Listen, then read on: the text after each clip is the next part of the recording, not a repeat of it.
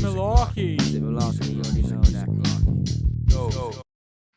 Hello everyone, welcome to Music Malarkey, episode 12. Episode 12, that's Episode 12, how are you doing, Sonny? I'm good, I'm really good. We finally got visuals for the first time ever. Yeah, this is crazy. You can see us. We can't do a chat, because now everyone knows there is a guest. Yeah. Because they can see. So we have Sweaty Lamarr here. Or Tara. Hi. Or better known as a person, as Tara. How are you? Yes, I'm doing great. Today is a very busy work day, so I'm operating at a very high energy clip, which is good. It should be a fun time for us then. Yeah. That's what you need. We need a bit of high energy in this. Is it the morning for you? It is 12 p.m. or really 12 p.m. Eastern Standard Time, and yes, folks, I'm one of those awful Americans. Yeah. So tell us and the listeners a bit about yourself. Yeah. Sure. So I am based in New Jersey, aka, Sopranos country. We're not all like that, but I am Italian, so I do lean more into the stereotype than not of the gangsters. I have been writing music for like 2 years now, so I'm really new to my journey. You guys probably have a decade on me, honestly. And I'm 30. I started way too late. I am 30. I started so late. But so I do that. Mostly I'm a lyricist and I arrange the vocal melodies. That's a lot of what I do as a musician. I'm sure we'll get into that. Yeah. I'm a writer and I can't keep my mouth shut. Basically, that's what I bring to the table as a musician. And let's see. I have 2 cats. Yes. Simone and Lugosi. Simone is hanging out with us. She might walk across the camera at some point. Good. We've heard you mention them. And I'm a Cancer, and a Sagittarius moon, and a Leo rising. Oh, those are the bits I don't know. I know there's the main the main sign, and then there's these rising. I don't know the other bits. All right then. Before we dive in, I'm going to give you a little lesson. So apparently, like your sun is, if you're a Libra or you're an Aries or whatever, that's the sign that you're kind of assigned based on your birth or whatever. And then the moon is how you perceive yourself, and then the rising is how others perceive you. How do you know how others perceive you? You just take an educated guess. So, like, for me, I'm a Leo rising, which makes sense because when people see me, they say, oh, like, she's confident. Oh, she's able to put herself out there. And that's Leo. Leos have that pridefulness and that, that's also, I have, like, really big hair. So, it just fits in perfectly with the Leo lion. But that's how people would perceive you based on the qualities of whatever sign that is. So, like, Cancer is emotional.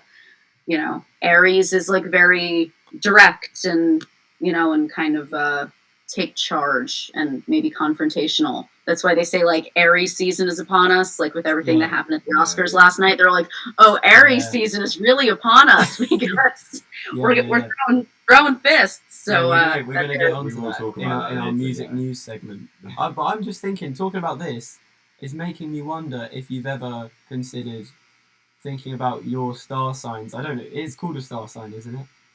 Yeah? Yeah, it's a star sign. It's a zodiac. There are a bunch of different names. Astrology in general is the principle. Okay, yeah. Have you ever had astrology in mind when writing a song or when thinking about making music? That's so interesting. Well, I feel like all of my songs come from that emotional Cancer mindset, which I am. Yeah. But yeah, now you're making me wonder if I should like write a song from the perspective of a Scorpio or something. That'd be cool. I do mention Scorpio in a song that I wrote. It's not a song that's coming out soon, but I'm talking to a producer in Los Angeles about it, which feels like crazy to say. Like, who the hell am I? I have like producers in LA that I'm talking to, but I do mention Scorpio because there was someone who kind of inspired what happens in the song, and they were a Scorpio.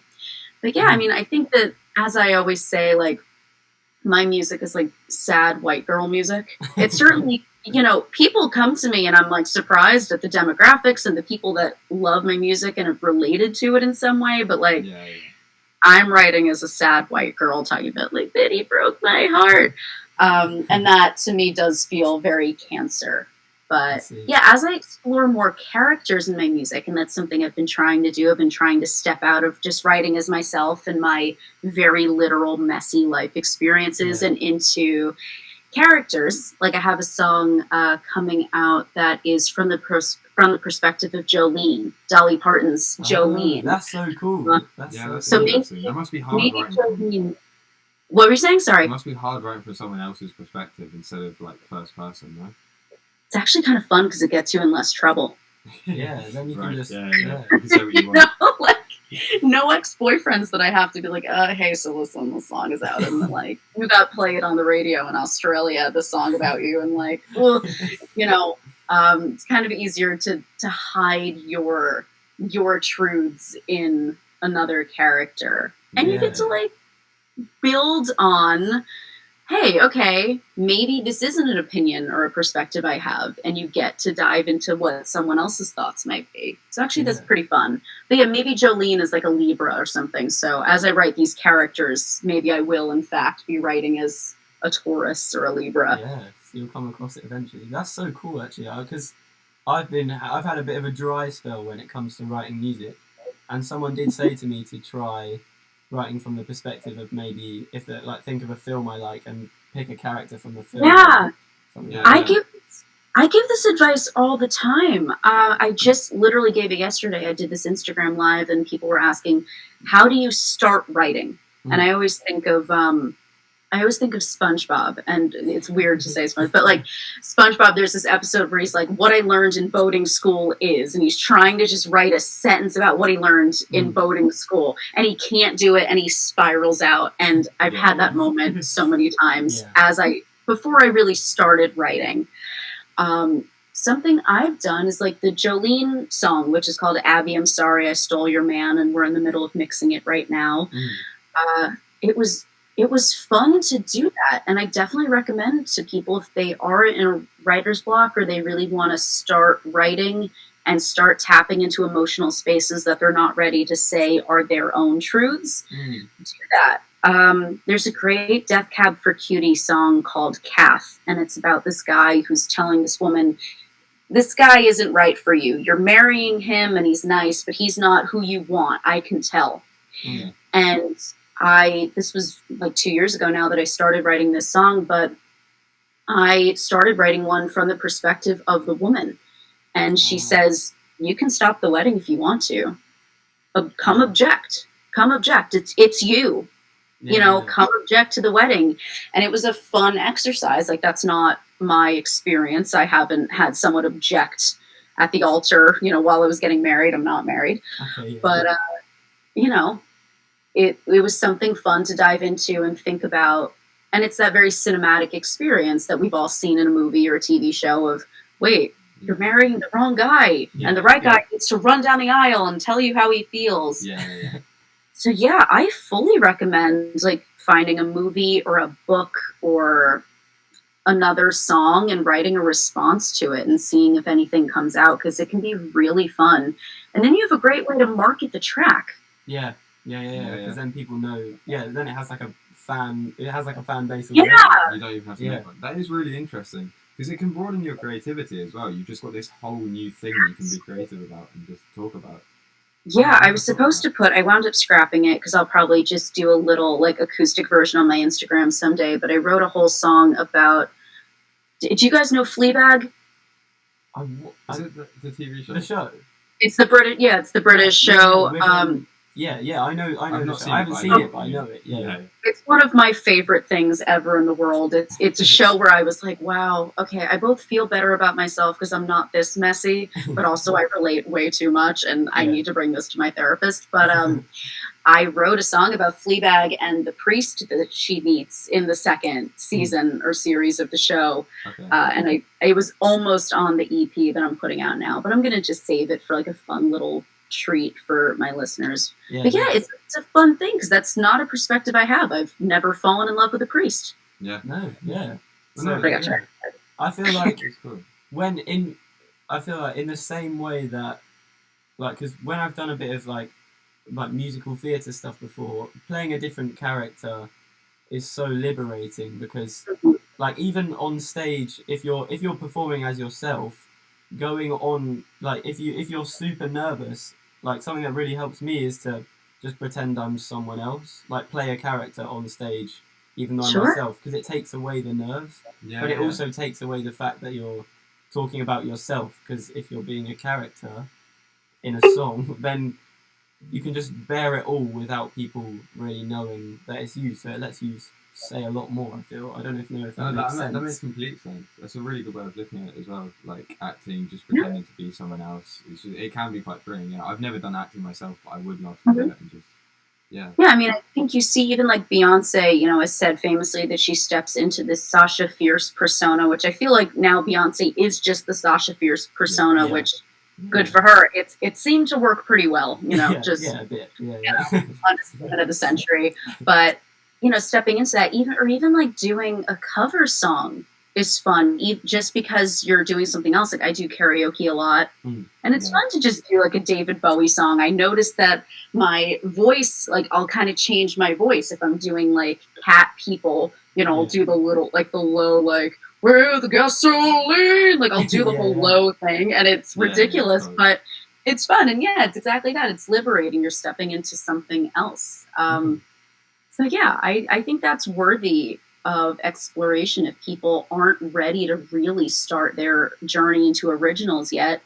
Learn how to perform a cover, or write a response song or write a poem based on a movie you like. I think it's a really good way to just start writing. Writing is a muscle, like singing is a muscle. Yeah.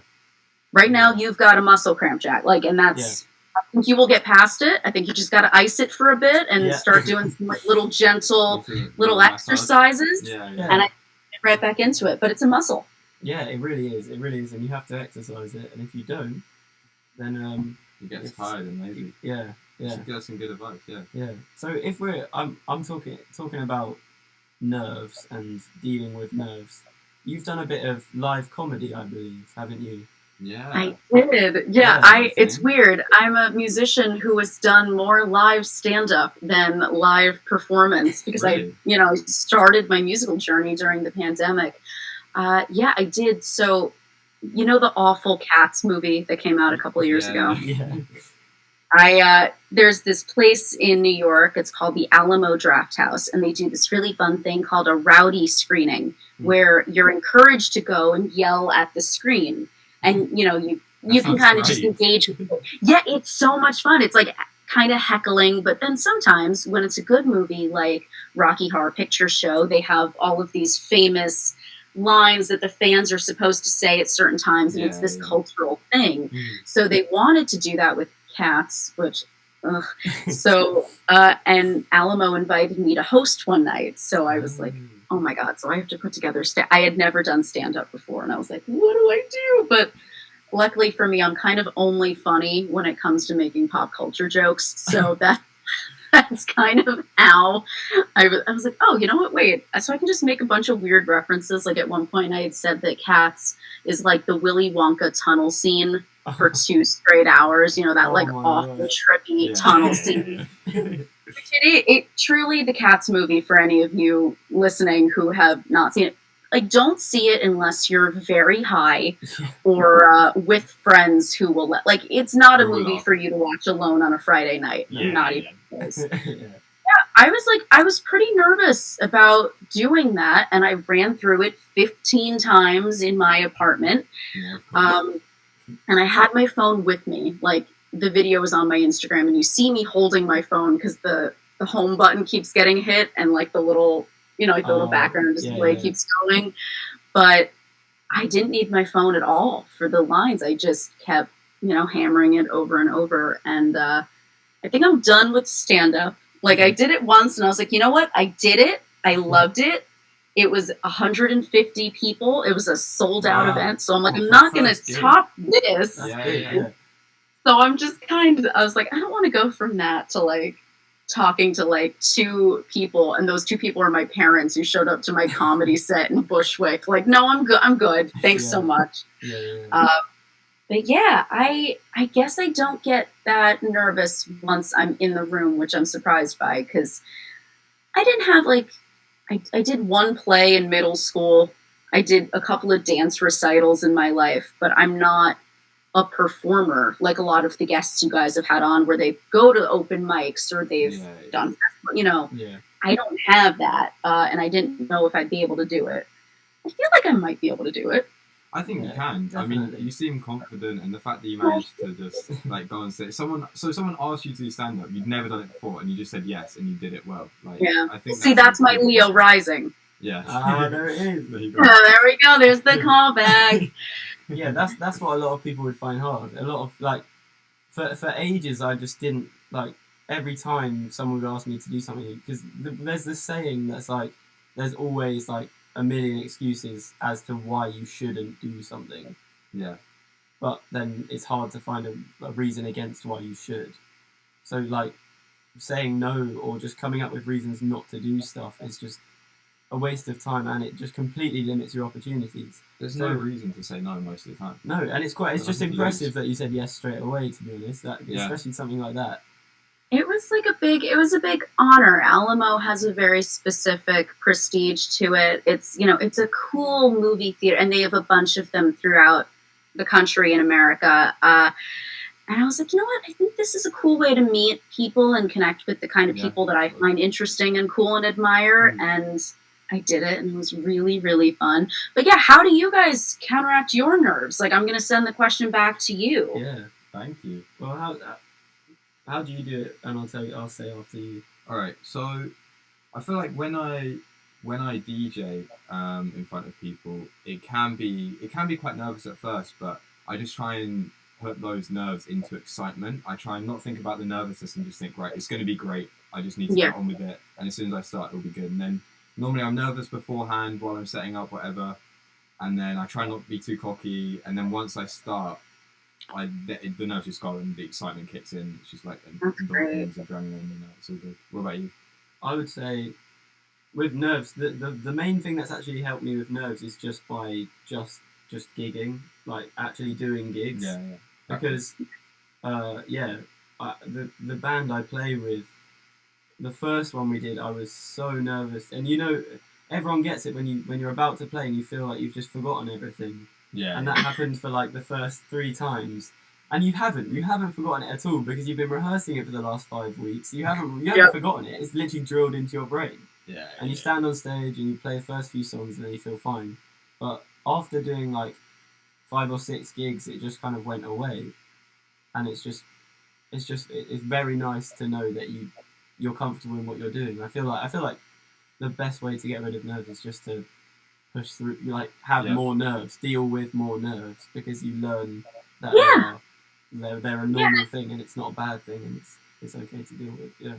And I think, like, as you guys grow in the work that you're doing, like Sonny, like you're going to be playing larger and larger events as you grow as a DJ, and like same thing with Jack, like larger events and events where maybe this guy from the record label is coming. Like, I don't think that us for a long time would be plateauing at some point where it's like, okay, we're playing 50,000 person stadium events every single night. Like, no, there's always going to be something where there's a bigger deal. There are bigger stakes or higher stakes attached to it, because who's in the audience this night? Or, wow, we sold this show out. That's a lot of pressure, so I think you're right. Just continuing to dive into the nerves.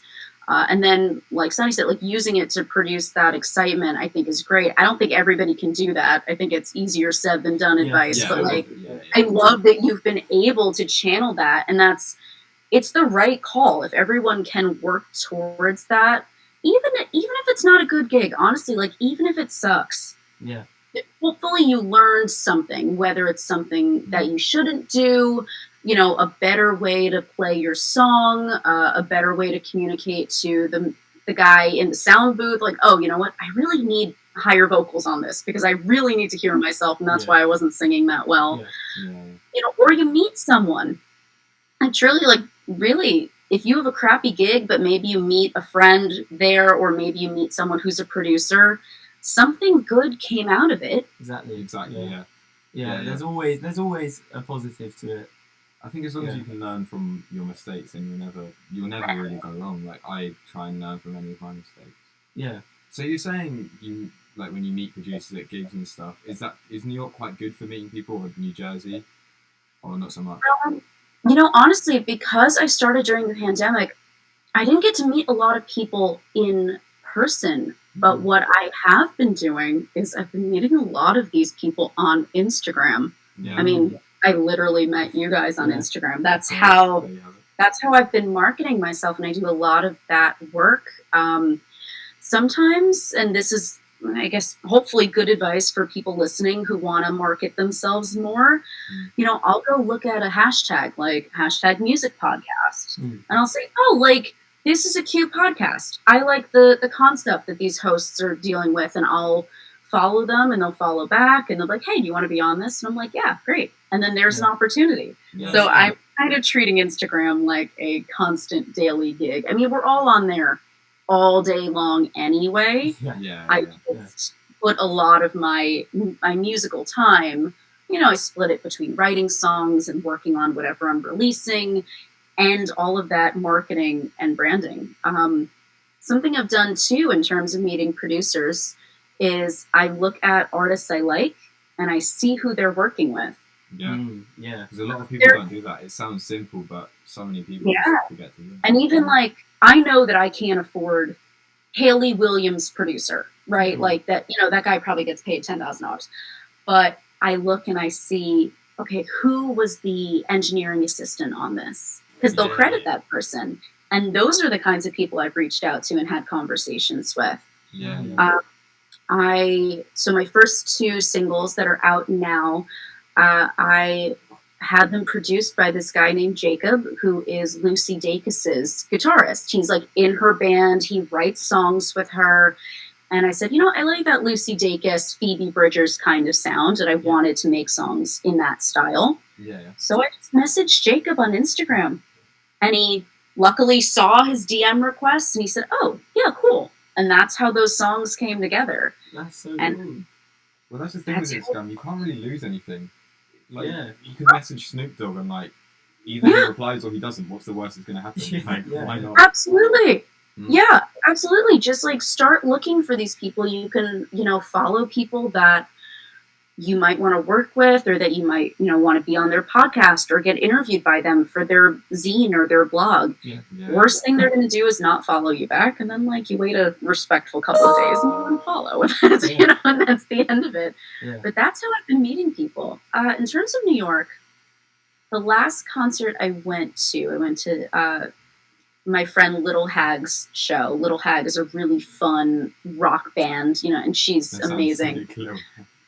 And I just wound up meeting a bunch of people just being in this venue. Like, not people that would have been useful to me musically, but just cool people who were creative. So maybe, in fact, they would be. Maybe they know someone who's a really great photographer, and I need a photographer for album art, So, New York is, if you're out there, you'll meet interesting people, but you have to, like, put on the face that says, hi, you can approach me. Okay. I always think of like my girlfriends who are dating, and they're like, oh, like, I don't think I would meet someone at a concert. I'm like, yeah, because you're there with your one girlfriend, you guys are getting drunk together, and like, you're just kind of insulated and close to each other. But if you kind of stand around and like go to the bar alone for a second and grab your drink, someone might talk to you.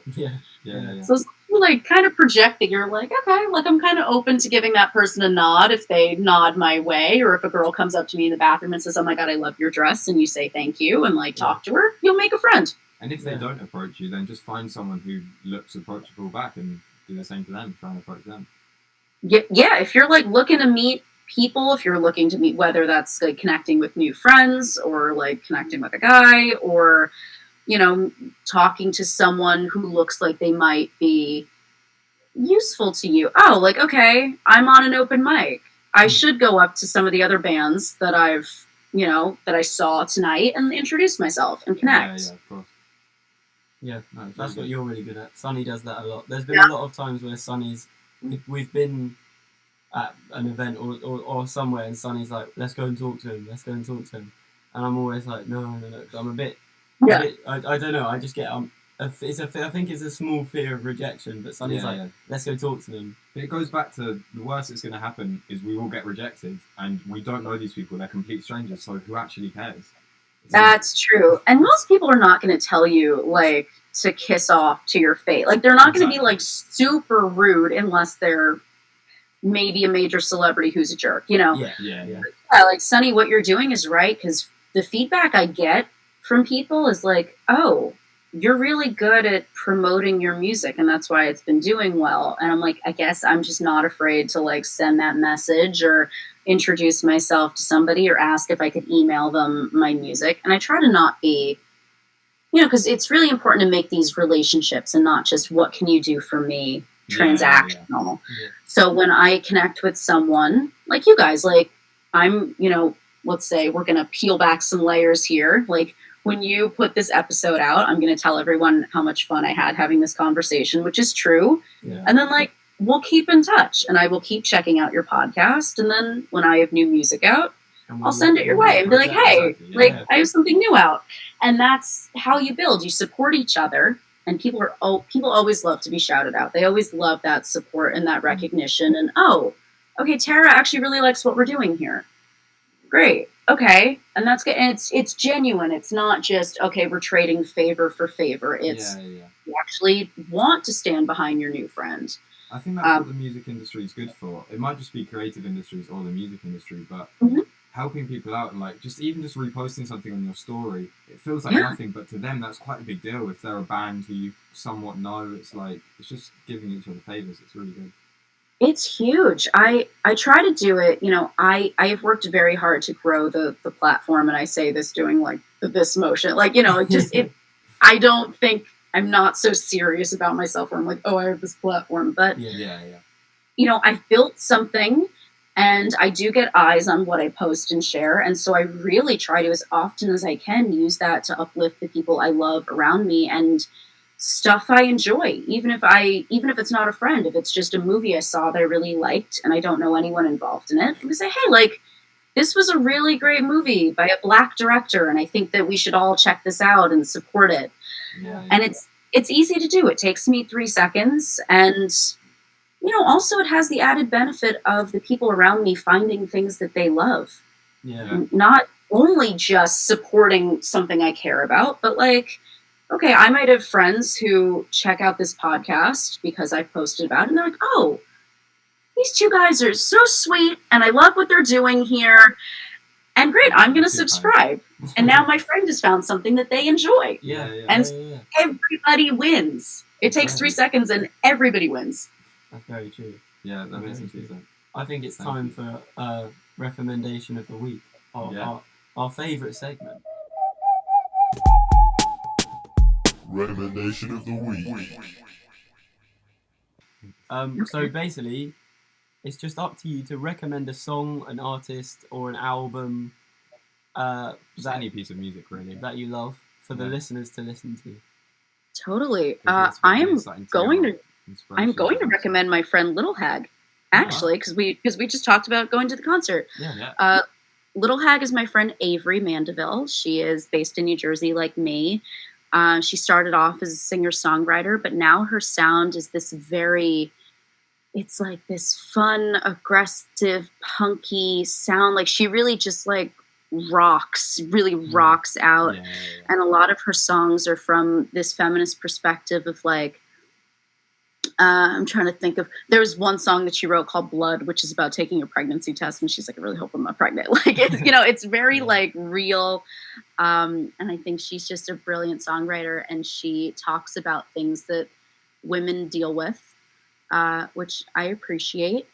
And, you know, it's like, that's really literal stuff to your literal life, which takes a lot of bravery to be like, okay, I'm literally talking about my pregnancy test that I took this one time, and people hear this are going to go, oh, okay, so Avery had like a pregnancy scare, you know, and I think that's really brave, and I try to do that too, but it's fun music, and I just saw them live, and they were magnificent on this tiny stage. The stage was a quarter of the size of my bedroom, and everybody was just standing next to each other like this, so they didn't have a lot of room to move. Like, there's the drummer and a guitarist, and then there's Avery and a bassist and a keyboard, and they're all just like trying to shimmy on the stage, and they still just rocked it. It was so, so much fun. So I recommend Avery, and then let's see if I have another. I've been listening to this band called Jesu a lot, Jesu, and it's this sort of ambient, like, I think they're supposed to be metal, but it's really ambient metal. Yeah. So it's soft, but it's got that same intensity of the music. And it's like sad driving around in the rain music to me. But I've really been enjoying it. Jesu, one of their songs is Tired of Me, and I've been listening to their song Homesick a lot too. Nice. Yeah, thank you very much. Thank you. That was a good recommendation. Recommendation of the week. Jesu and Little Hag. Yes. Very nice. We'll have to come to America and have a look at Little Hag. Yeah. Let's do. Anytime you're here, please let me know. I'm in Jersey, but I'm like 5 minutes from New York. I will show you around the city. Absolutely. We'd love to. That's the goal. Music Malarkey will go international. Music Malarkey on tour. Yeah. I'll set you up with some guests. I've got friends who would love to talk to you. Yeah. You have to send them our way. Amazing. That'd be brilliant. So, moving on, you said your friend, obviously, Little Hag, you went to her gig. Do you know any other people? Have you met any other one? We've talked a lot about people you've met, and I don't want to sound like a stalker here, but I did hear that you met Bruce Springsteen at some point with a broken foot. Yeah, what's the story behind that? What's the story behind that? That is fully on my Instagram, so you were not stalking. You were just like casually looking at my Instagram because I post about it a lot. So I was in Philadelphia for, like, I went on a little trip, and then I went on a big trip because I fell down the stairs. I was leaving my Airbnb. I had my suitcase, and I had like a mason jar that I was going to take into the kitchen and leave in the sink. And all of a sudden, and like the lights were off because my friend was picking me up. So I was like scrambling to get out. And I literally just fell down the stairs. And I had to do like a moment of like, what do I protect on my body? Shit, I need to protect this mason jar because if it breaks, it's going to shatter right into my face. So I landed like Hamlet style, like to be or not to be, with the mason jar out. Like I literally landed on my knee like this, like I was proposing. Wow. But my whole foot like folded in half, like this, like, not like in half, like short ways, like long ways. And I immediately, like, it hurt immediately. But me, being the stubborn Italian I am, walked it off for like 10 hours before I was finally like, okay, this has hurt for 10 straight hours. I need to go to the hospital. Oh my God. Went to the hospital, and they were like, you broke like your foot in 2 places. And I was like, great. Okay. Like, cast me up, give me a Percocet. Now I'm sober. Like I am completely sober. I have never been a drinker, never done anything. Wow. And I was sitting there and I was like, oh, because I thought it'd be a total lightweight. And I'm like, oh, like, I'm not a lightweight. Like, this Percocet kicked in and I don't feel any. And then I just started going, and I was like, oh, there it is. It kicked right in. Like, I remember telling the doctor, like, I don't feel anything. And then just like cracking up, like crying, laughing. Like, never give me a Percocet. I will wind up giggling myself out of a window or something. And I had a cast on for a couple of weeks. And it was like a surprisingly high cast considering it was just my foot. Like, it's not a boot. It was a pretty high cast. But I had these tickets to go to Bruce Springsteen's book signing. And everyone was like, you can't. I was like, no, I have to meet Bruce. Like, are you kidding me? I have to meet. Also, sorry, I'm getting a million emails and like the chime is going up. I am so sorry to your listeners and to you guys. So many emails. It's absolutely fine. It's fine. So I was like, okay, I have to meet Bruce. Like, when am I going to get to? I mean, really, if I went and like drove 45 minutes out to Asbury Park in New Jersey and just sat in a bar, at some point Bruce Springsteen would show up because he's just always out there. Really? But yeah, like Asbury Park, Freehold, like southern New Jersey is where he's from, and he has property there, and he will sometimes just show up to someone's gig, like if he knows the Wow, local that's musician amazing. playing. He'll just kind of be there. Or Yeah, he's yeah. going to get dinner, whatever. But I had not met him, and I was like, this is my chance. So I waited in line with my foot in this cast and my crutches, and I Wow. waited 4 hours because I Ooh. wanted to, I had a guarantee to meet him. I just was like, I want to meet him first and get home. Yeah. Yeah. And I figured I'd be standing longer at the end of the line waiting to get in and then possibly not get to meet him in time. So they see me though, and eventually once I got inside the building, they were like, oh my God, you need to go first. What the hell? And Bruce and his photographer, this guy, Danny Clinch, who photographs Bruce everywhere, they're looking at me like, you are insane. They're both like, you're an insane person for coming here and hobbling up this stage. But I was the first person. Bruce smells incredibly minty in person. Wow. Very minty, very clean and fresh. I didn't know what he was going to smell like. I assumed leather and motorcycle Yeah. fuel. Leather and petrol. Yeah. And the crushed dreams he writes about. And I love Bruce, so I only say this as a compliment. I've had many of those crushed dreams. But yeah, it was worth it. I'm looking, the photo is hanging up right, the background is blurred, but the photo is hanging up right in my bedroom where it will be forever.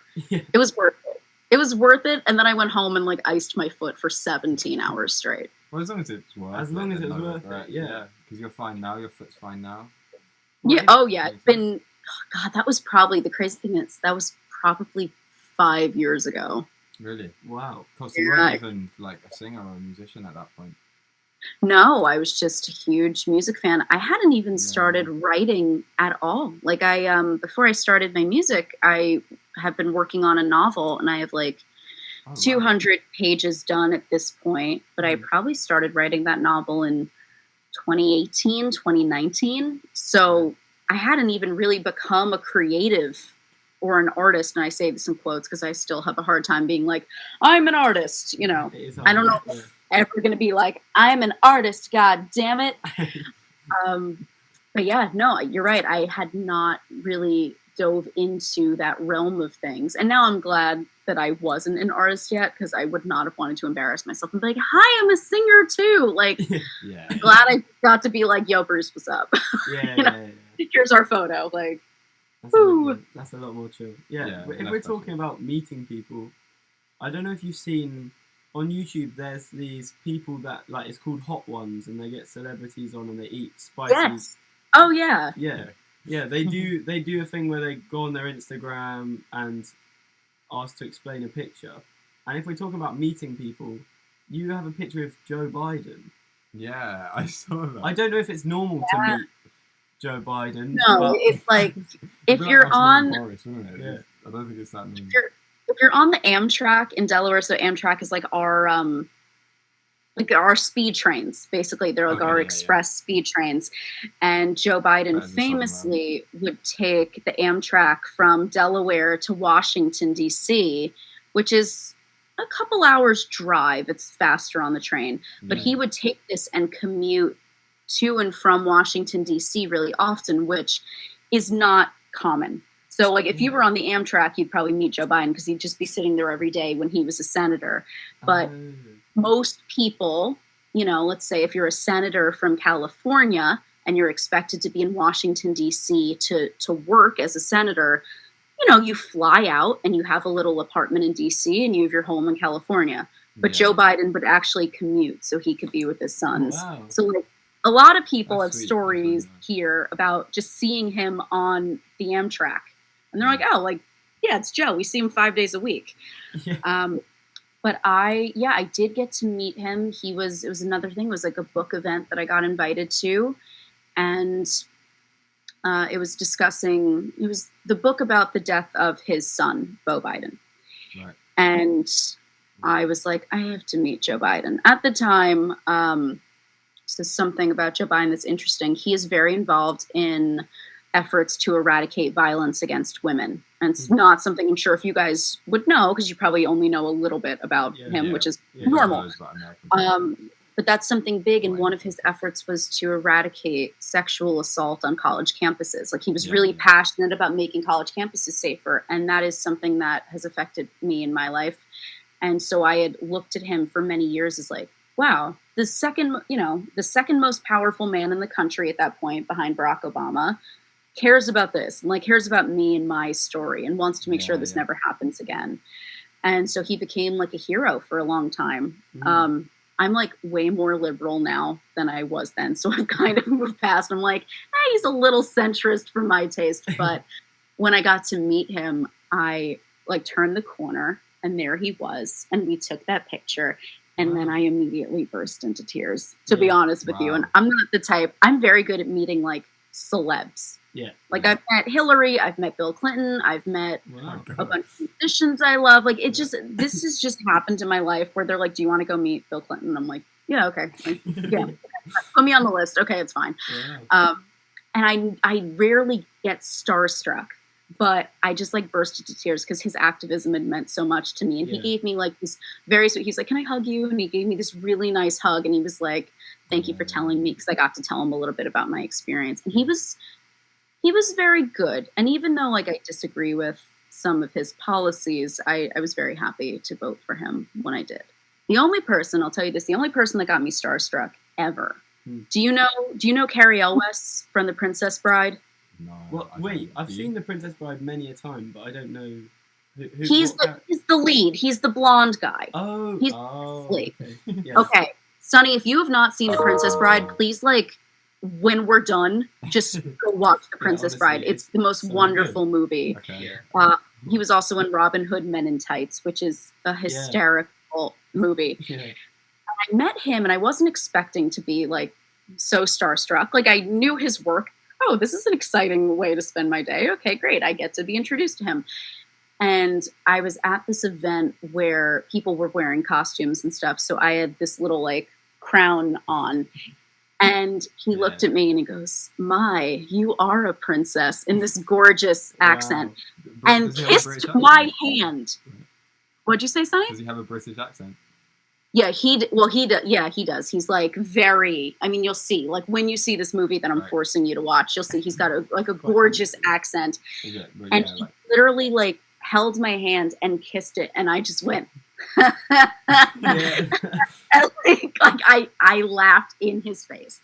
I laughed at the poor man's face. I was like, you just kissed my, okay, like, fine, bye, and like ran away. I have never been starstruck except for Carrie Elwes, and it still surprises me. But that like, is crazy. That's like a proper little kid, like getting all shy. That's exactly how it was. And again, like I met Hillary Clinton. I was just like shooting the breeze with Hillary, and I was like, fine.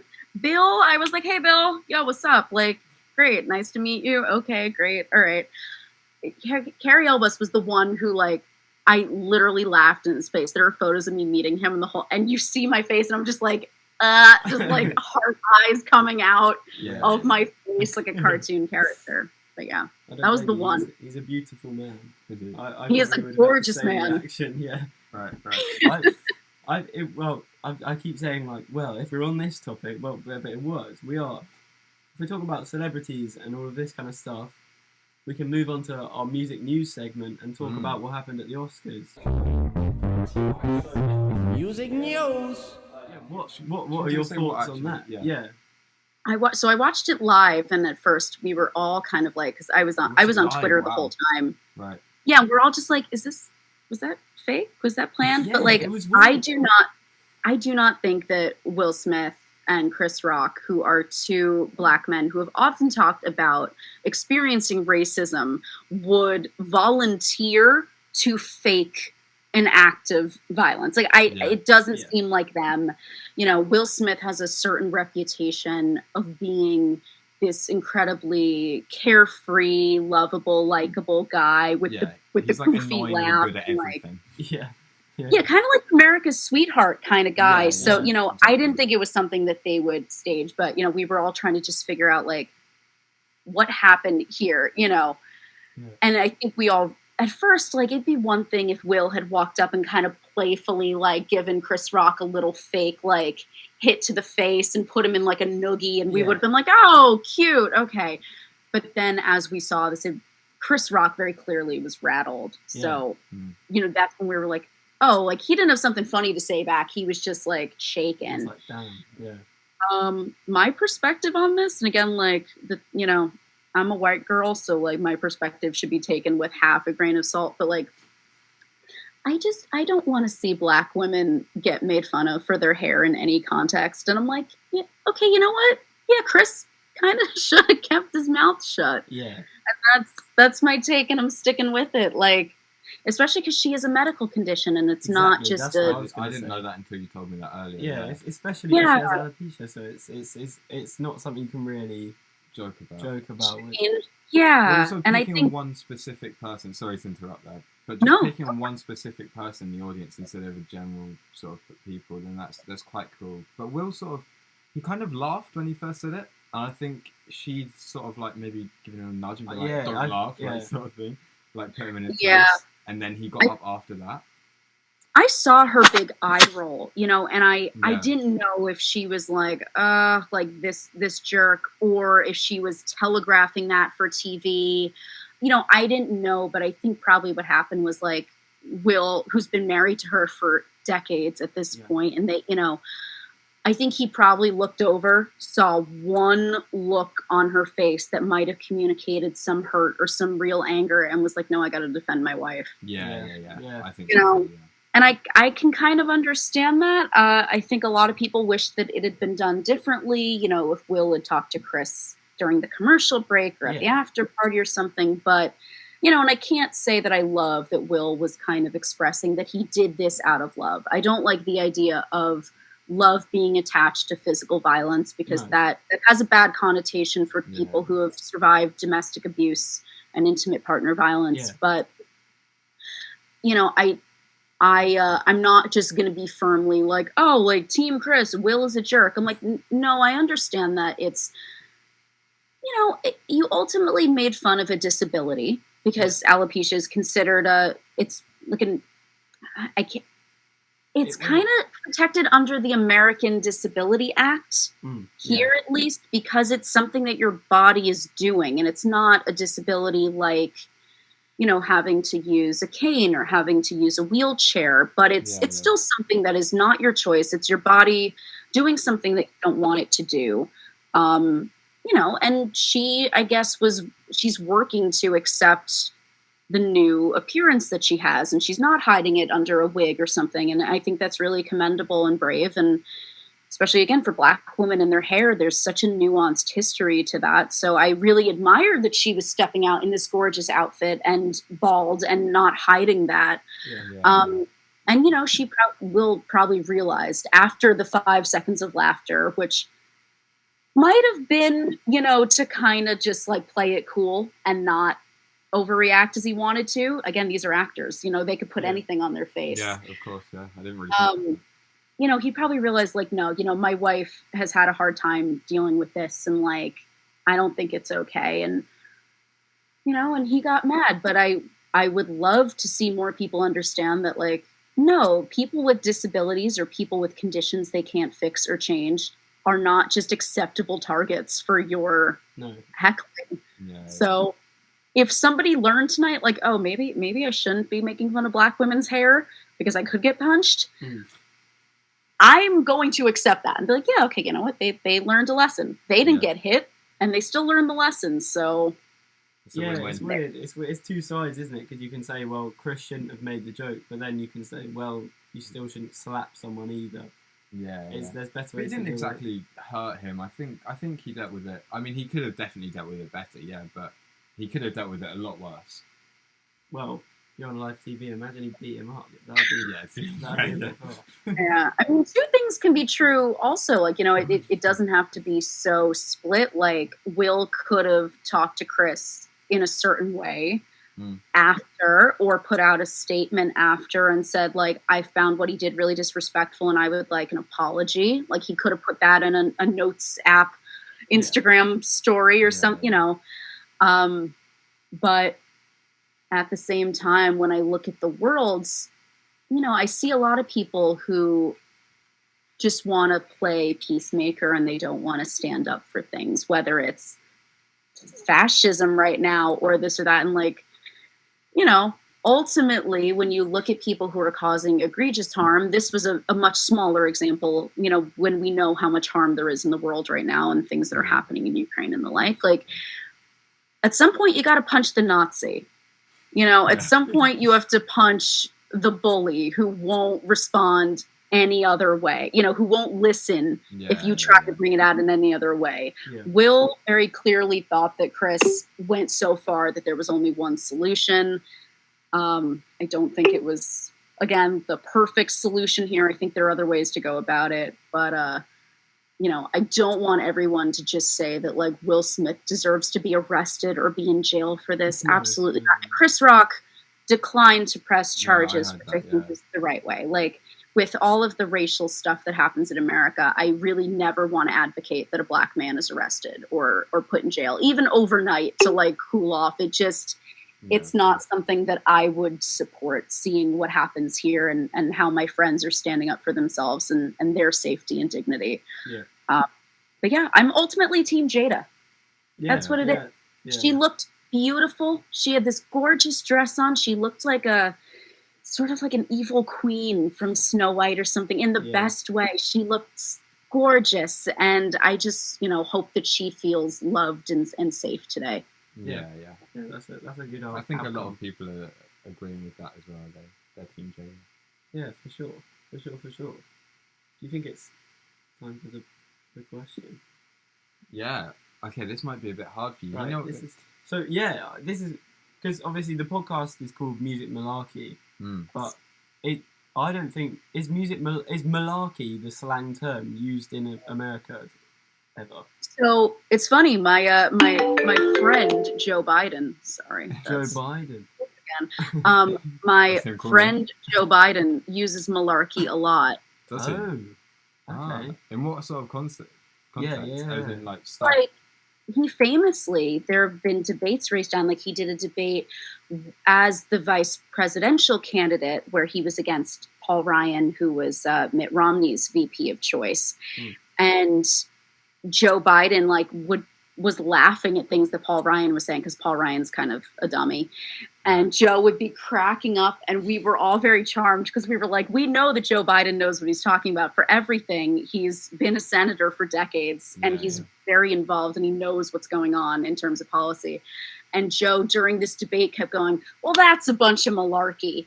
And that's why malarkey is something that's known in America. Like, when I saw the name of your podcast, I was like, my first thought was Joe Biden. Probably anyone in the United States, if they hear the word malarkey, they think of Joe Biden. That's crazy. That's interesting. Okay, that's interesting. No, that's our we marketing. need to tap into the American market a bit more. How do you use it? Like, how do you guys use it over there? Is it a common expression? It's kind of similar. It's like the most common way I hear it is like, and all that malarkey. Like, I did this, that, and all that malarkey. It's just stuff. Yeah. Sort of like, I went shopping. I just got some, like, bits of malarkey. I just got some, I just got some, like, toothpaste milk and all that malarkey, Yeah. That makes sense. And I mean, Joe Biden comes from, like, an Irish background, so it makes sense. It's probably something that, his ancestors who came over brought over with them.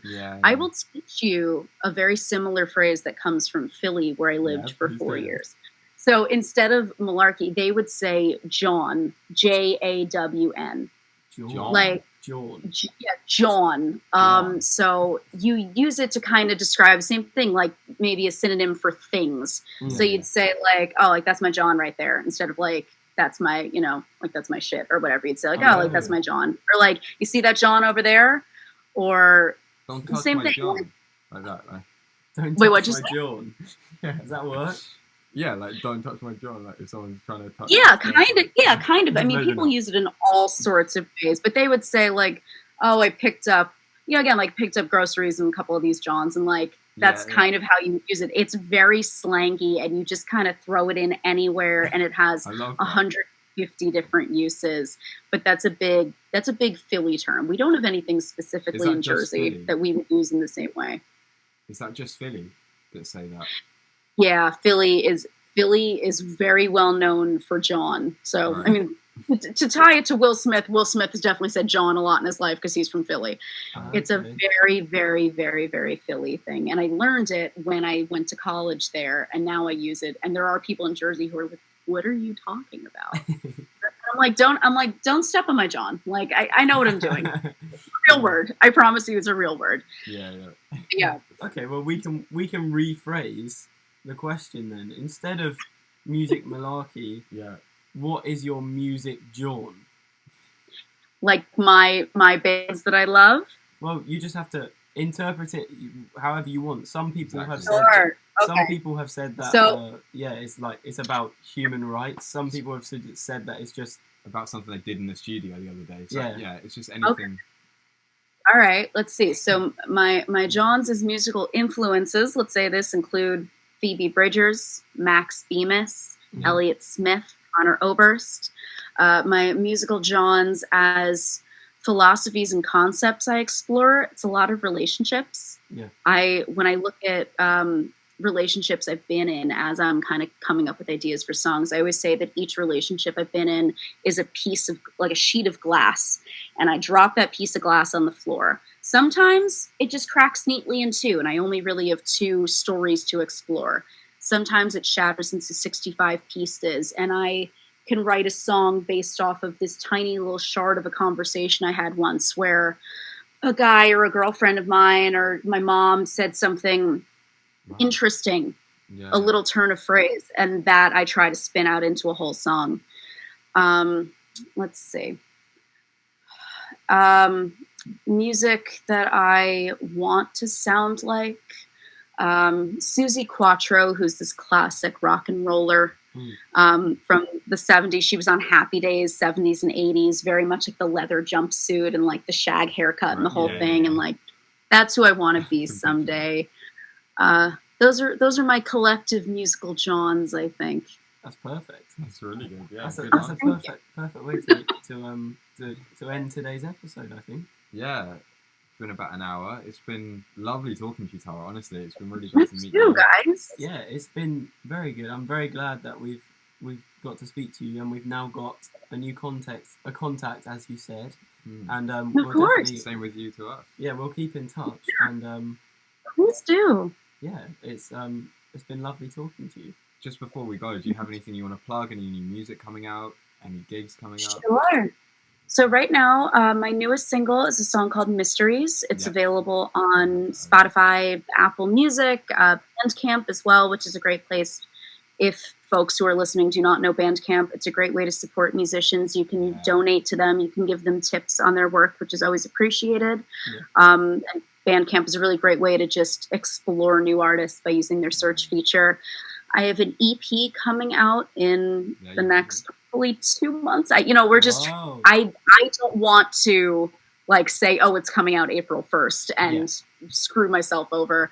But I have an EP coming out. It is a country western inspired EP. I wanted to do something fun and totally different while I'm still getting my start in my musical journey and figure out what people respond to. That is called A Little Bit Country, A Little Bit Rock and Roll. Nice. Like your and that'll be coming out.